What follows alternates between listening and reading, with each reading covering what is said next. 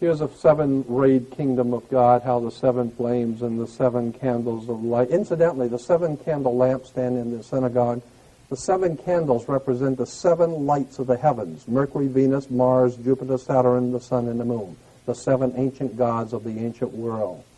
So when you see the seven candle, that's a very holy seven-candle lampstand. No, it just represents the seven little lights in the heavens.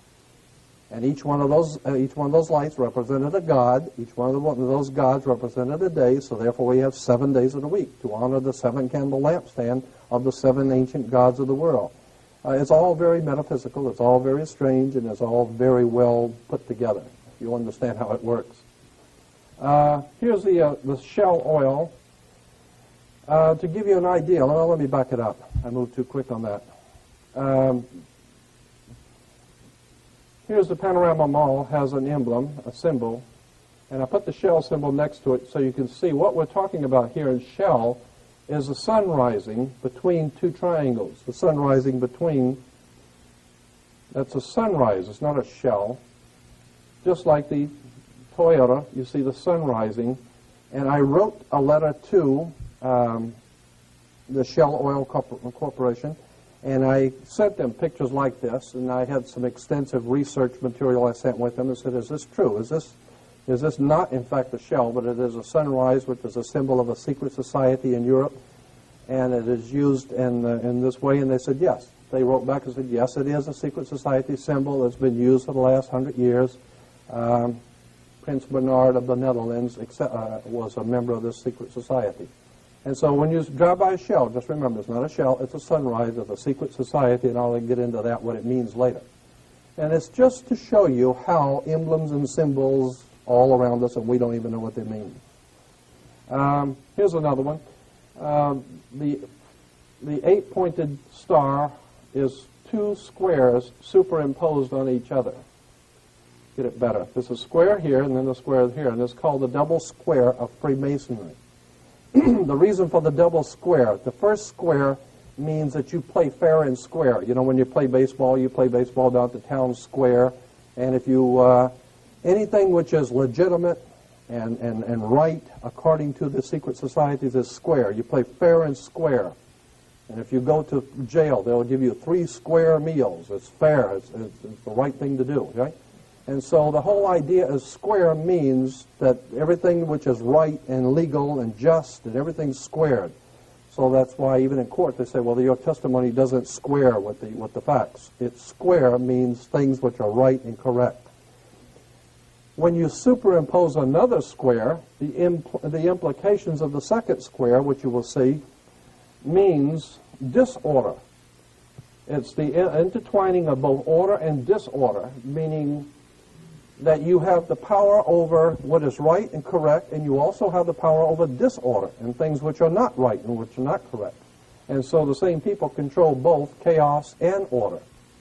Incidentally, that's why you have, well, I better not get into that because that's going to come up in a minute. Here it is again, the double square Freemasonry. The chevron. Chevron oil is actually the double square Freemasonry. See, this is 2 squares.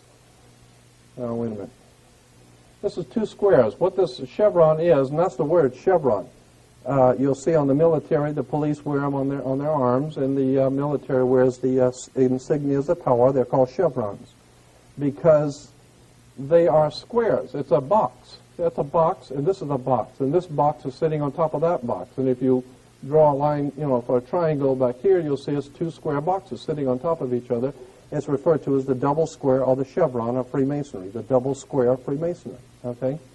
And so it implies that the powers that be in this world have both control over revolution, trouble, anarchy, and they have control over good government and over righteous government. So they can do whatever they want. You want to have a good government or bad government, they can do the same. They can do whatever they want because they got the money and they got the power.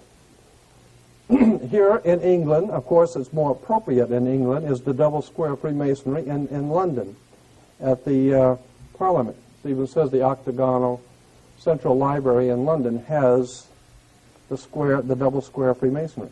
And of course, I think it's appropriate there because they do, in fact, finance and organize and direct all over the world all kinds of bloodshed and violence all over the world is being organized, directed, and financed by the United States government and the British government together. Britain and America are the reason for the violence and the chaos that we're seeing throughout the world today. In Yugoslavia, it's all been planned. This is all part of something that the United States is doing in the Middle East right now, and Yugoslavia is going to pay for it.